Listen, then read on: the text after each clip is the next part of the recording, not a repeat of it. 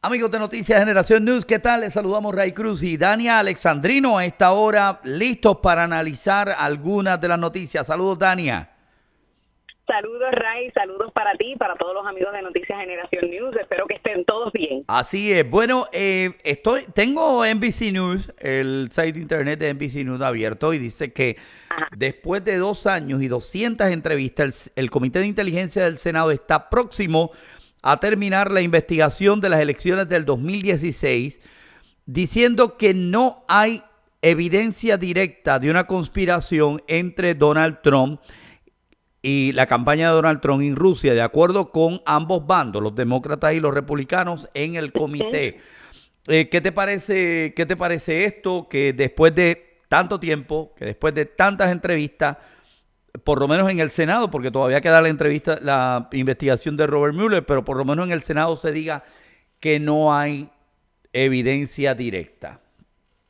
Bueno, para mí no es ninguna sorpresa, Ray. Primero que todo porque esto comenzó pues obviamente vamos a comenzar por lo básico. Lo básico es que aquellos que estaban descontentos con que Donald Trump ganó las elecciones y con que había ganado Hillary Clinton, fueron los que iniciaron y tiraron esta bolita, ¿no? Para comenzar a rodar toda esta controversia y estas alegaciones de que hubo una injerencia rusa en las elecciones de los Estados Unidos. Ahora bien, esto fue todo basado en un dossier que fue creado, primero que todo, pagado por los contrincantes republicanos y después vendido a la campaña de Hillary Clinton, que es lo que yo he dicho en otras ocasiones y en mi programa, al igual que lo he dicho contigo, Ray. Durante temporada de campaña los políticos hacen y buscan toda la tierra que pueden encontrar de sus contrincantes, de sus opositores, para poder tratar de sacarle ventaja de alguna forma. Así que ambos, tanto Donald Trump como Hillary Clinton, lo hicieron. Pero hemos visto, a raíz de la investigación de Mueller, que a pesar de todos los cargos que se han presentado, de todos los pliegos acusatorios, ninguno, pero ninguno, ha tenido que ver con algún tipo de injerencia, ni han podido probar que hubo algún tipo de colaboración rusa con la campaña de Donald Trump para poder ayudar a manipular el resultado de las elecciones. Y eso, pues, obviamente, para mí no es ninguna sorpresa. Pero ¿qué te parece que ellos usan la palabra directa? O sea, la palabra directa no es un mensaje de que sí lo hubo, pero no vinculado directamente con Donald Trump.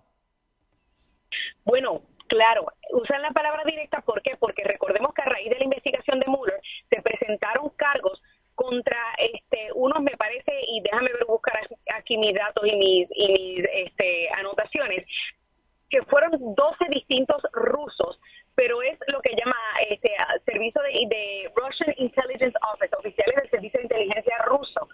Se le presentaron un sinnúmero de distintos cargos por haber hecho hackeado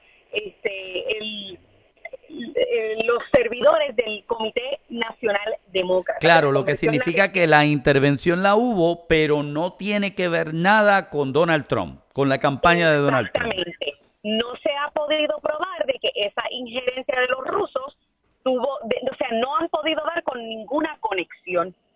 Entonces, por esa razón es que dicen que no hay ningún tipo de relación ni ningún dato que pueda vincular a la campaña de Donald Trump directamente a lo que hicieron los rusos. Y ese es el dato aquí, porque de que hubo rusos, mira, los rusos, al igual que los Estados Unidos, interfieren en todo el mundo en elecciones de otros países mediante la pauta de campaña. Por ejemplo, en el caso de Rusia se pudo probar a través pudieron determinar a través de la investigación de Mueller que pautaron, me parece que fueron como unos $100,000 o $150,000 en anuncios en Facebook. Claro, que Facebook lo permitió. Claro, porque Facebook lo permitió, pero cuando tú comparas esa inversión de varios miles de dólares con los millones de dólares que gastaron las campañas de Hillary y la campaña de Donald Trump, mira, eso es una gota en un océano. Claro, o sea que eso no hace la gran diferencia. Ahora, Dania, claro que no. te pregunto algo. Hoy los abogados del Chapo Guzmán dijeron Ajá. que era bien difícil defender al Chapo Guzmán en Estados Unidos cuando ya los medios, antes de que comenzara el juicio, habían dado un veredicto de culpabilidad del Chapo Guzmán. De hecho, a eso le sumamos que Netflix hizo su serie de los narcos, que había puesto al Chapo Guzmán de la forma que lo puso. No estamos diciendo que el Chapo Guzmán sea inocente. Creo que él está claro que se fugó varias veces de la cárcel. Está claro que hay grabaciones, hay todo esto. Está claro. Lo que sí es que lo que ellos están alegando de un juicio justo no se le dio. No se le dio al Chapo Guzmán por todo el mensaje que envió la prensa antes de.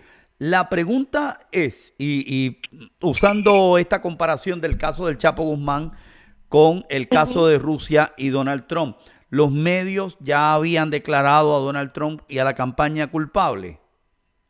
Eso es así, pero la comparativa también es absurda, Ray. ¿Por qué? Te explico por qué. Primero que todo, la prensa estadounidense, le ha dado pichón al caso del Chapo Guzmán. ¿Cuántas veces, y te pregunto a ti, porque tú y yo que estamos en los medios, estamos pendientes a lo que hacen otros canales, y cuántas veces tú viste que se habló del juicio del Chapo en la prensa nacional? ¿Cuántas? Bueno, en la prensa nacional, pues yo no sé, pero la prensa hispana lo marcaba en todo momento. La prensa hispana, pero la prensa estadounidense no. Y a fin de cuentas, la prensa estadounidense es, me imagino, a la que se refiere, porque no ha tenido prominencia este caso. Y este jurado se saca de personas que son ciudadanas, que están registradas para votar y que son las que se escogen de un pool, o sea, una lotería. Lo que está queriendo decir es que lo que diga la prensa hispana no compone ni para pool ni para banca. No necesariamente compone ni para full ni para banca. ¿Por qué? Porque, Ray, lo cierto es que la prensa estadounidense, por lo general, ignoró el juicio del Chapo. Ignoró las incidencias del juicio del Chapo. Yo tenía que enterarme de lo que estaba sucediendo en el juicio del Chapo, yendo a ver, a meterme a la prensa mexicana, porque la prensa mexicana tenía incidencias diarias de lo que estaba ocurriendo en el juicio del Chapo, diariamente. Ahora yo pregunto, ¿por qué lo ignoró? Bueno, lo que pasa es que tú y yo vemos esto nacionalmente, pero me imagino que en New York esa noticia tuvo que haber sido una noticia impactante, porque en Brooklyn todos los días cerraban las carreteras para que el Chapo pudiera pasar. Sin duda alguna, esto estamos hablando que le costó a la ciudad de Nueva York millones de dólares en seguridad. Claro, entonces todo el mundo, sí, sin duda, los medios, por lo menos los medios locales, tenían que de alguna forma tocar el tema. De alguna forma, los medios locales posiblemente lo tocaron de alguna forma, pero vamos a ser honestos.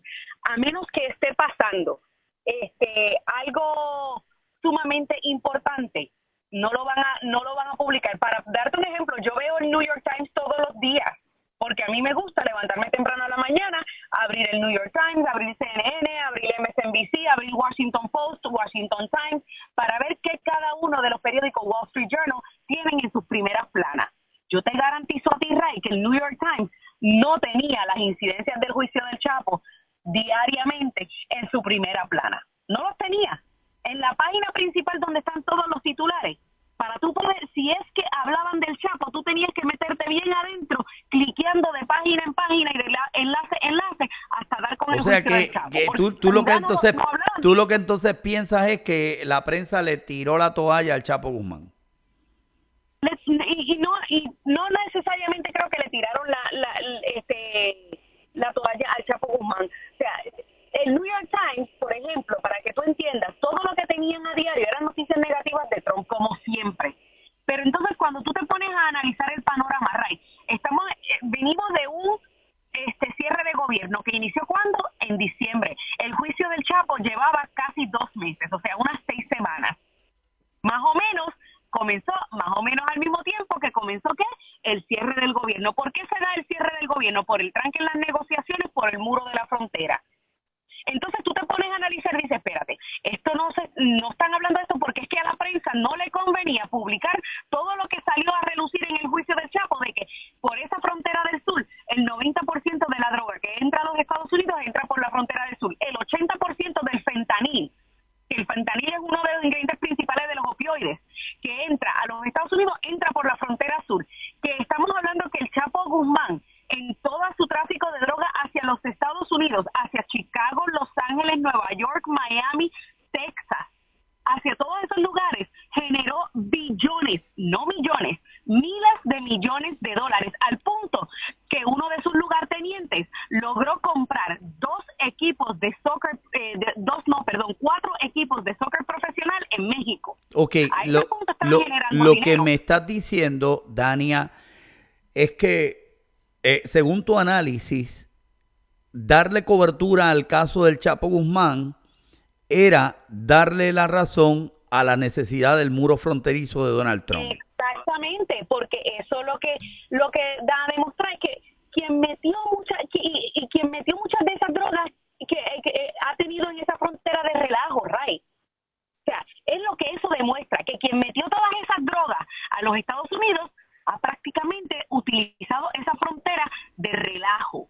Okay. Y eso no le convenía a la prensa, porque la prensa, en empujar la retórica del Partido Demócrata y de su odio a Trump, en su trompodiolatría, como yo le llamo, pues no le convenía tener estas incidencias diarias del Chapo, en donde se veía diariamente todo lo que estaba ocurriendo. La Fiscalía presentó más de 200 testigos, cientos de horas de grabaciones de conversaciones telefónicas, grabaciones de conversaciones en video, grabaciones con lugartenientes, con matones del Chapo.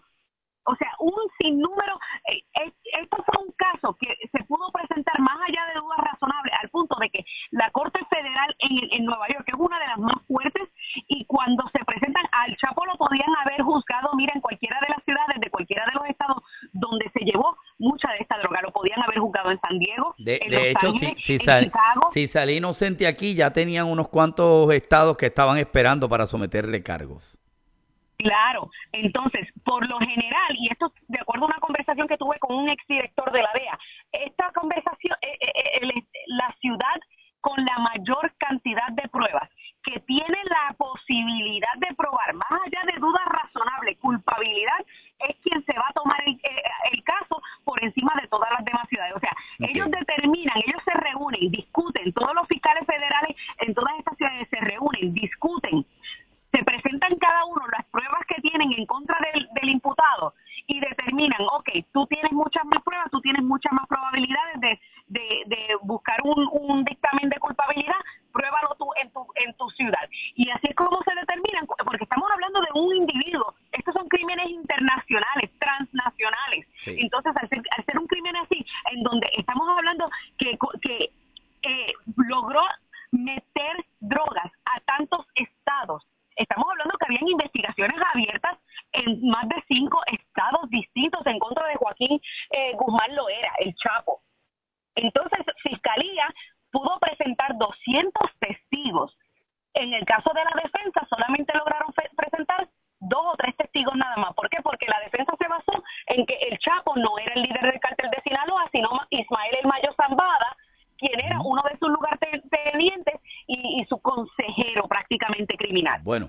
Entonces, el juicio del Chapo, Ray, todo lo que hacía, por ejemplo, si la prensa lo utilizaba y hablaba de esto a diario, todo lo que iba a hacer era confirmar el caso de Donald Trump. Confirmar el muro. La necesidad de asegurar esa frontera. Así es. Claro, iba a confirmar la necesidad, por eso la prensa no le dio cobertura como lo ameritaba. Así que yo no sé qué prensa estaba viendo el abogado, pero la prensa estadounidense no era. Bueno, Dania, ya llegamos a la parte final. Gracias por tu análisis. Siempre a las órdenes, Ray. Claro que sí, ahí estaba Dania Alexandrino. Búsquela en Facebook como Dania Alexandrino. Ella también está analizando más y más noticias en sus redes.